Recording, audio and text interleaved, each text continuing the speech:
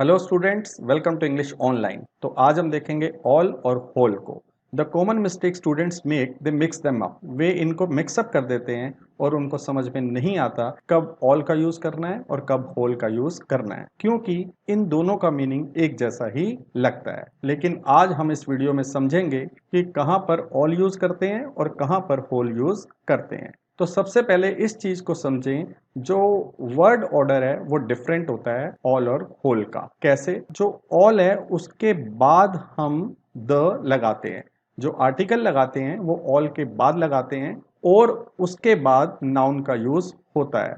लेकिन होल में ऐसा नहीं होता।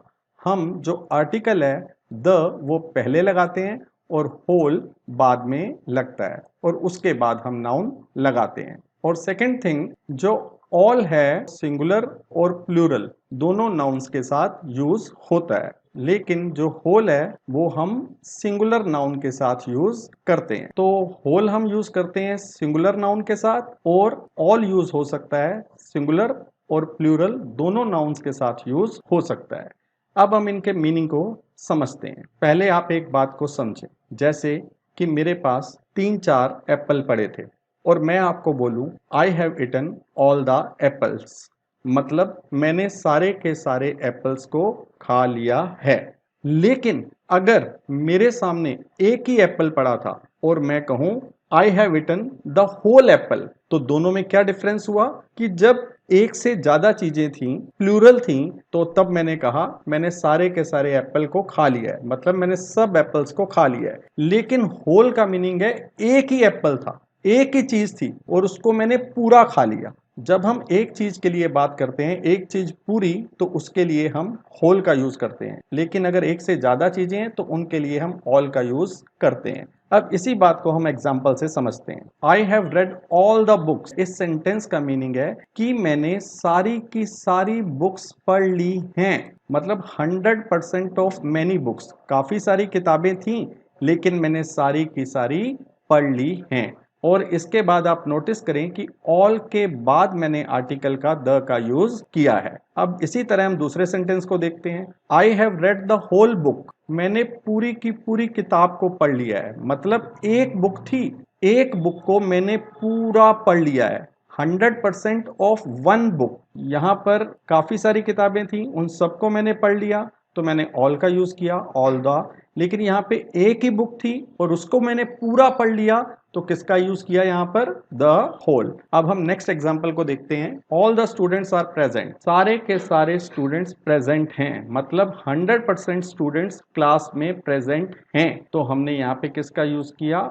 ऑल का। ऑल के बाद क्या यूज किया? द आर्टिकल का। और स्टूडेंट्स, स्टूडेंट्स क्या है? स्टूडेंट्स यहाँ पर प्लूरल काउंटेबल नाउन है, काउंटेबल नाउन जिसको हम गिन सकते हैं, दैट कैन बी काउंटेड, तो उसके साथ ऑल का ही यूज होता है। तो मतलब सारे के सारे स्टूडेंट्स प्रेजेंट हैं। इसी तरह इस सेंटेंस को देखें, the whole class is present, पूरी की पूरी क्लास प्रेजेंट है, तो दोनों सेंटेंस का मीनिंग तो एक ही है, सब स्टूडेंट भी प्रेजेंट हैं और इस सेंटेंस का मीनिंग है कि पूरी की पूरी क्लास प्रेजेंट है, मतलब 100% स्टूडेंट्स प्रेजेंट हैं और पूरी क्लास प्रेजेंट है। लेकिन यहां पर नाउन क्या था? स्टूडेंट्स।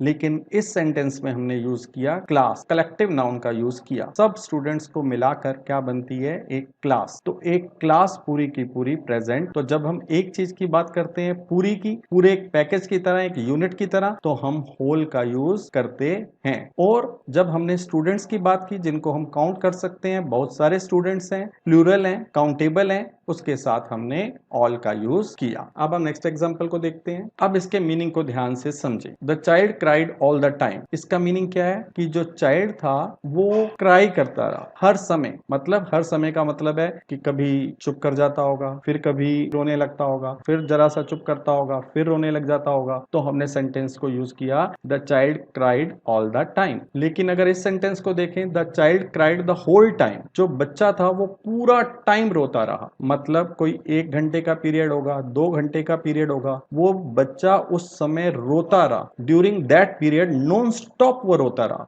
नॉन स्टॉप रोता रहा तो हमने कहा the whole time. Whole time means पूरा का पूरा वो टाइम, और इस सेंटेंस का मीनिंग है मोस्ट ऑफ द टाइम वो रोता रहा। नेक्स्ट एग्जाम्पल को देखते हैं। अब नेक्स्ट एग्जाम्पल में क्या है, जो पजेसिव्स होते हैं जैसे माई, हिज, हर, जो वर्ड्स पोजेशन को शो करते हैं कि कोई चीज किससे बिलोंग करती है, वो वर्ड हमेशा ऑल के बाद यूज किए जाते हैं, लेकिन वही पजेसिव वर्ड होल से पहले यूज किए जाते हैं। अब ये बात हम एग्जाम्पल में देख लेते हैं। All my family lives abroad. पहले तो आप इस चीज को देखें कि माई, ये जो पजेसिव वर्ड है हमने ऑल के बाद यूज किया है। और अब आप दूसरे सेंटेंस को देखें, my whole family lives abroad, मेरी पूरी फैमिली अब्रॉड रहती है। यहां पर हमने होल से पहले माई को यूज किया है। तो पजेसिव जो वर्ड्स होते हैं ऑल के बाद यूज होते हैं और होल से पहले यूज होते हैं। अब इन दोनों सेंटेंसेस के मीनिंग को समझ लेते हैं।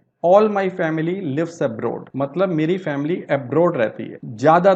ज्यादातर लोग, most of the people of my family live abroad. जैसे कि आप इंडिया में हैं तो आप किसी को बताएं all my family lives abroad, इसका मीनिंग है कुछ फैमिली के लोग शायद नहीं रहते होंगे, बाकी मेरी सारी फैमिली अब्रॉड रहती है। लेकिन अगर हम इस सेंटेंस को देखें, my whole family lives abroad मतलब मेरी फैमिली के सारे लोग अब्रॉड रहते हैं। उन लोगों को जिनको मैं जानता हूं या जिनको मैं नहीं जानता, सब टोटल मेरी पूरी की पूरी फैमिली, क्योंकि होल वर्ड हम यूज करते हैं पूरा एक पैकेज के रूप में, पूरा एक यूनिट के रूप में, मतलब मेरी पूरी की पूरी फैमिली अब्रॉड रहती है। अब नेक्स्ट देखें, वी यूज ऑल द, हम ऑल द का यूज करते हैं और द होल का यूज नहीं करते। किसके साथ? अनकाउंटेबल नाउन्स के साथ हम द होल का यूज नहीं करते।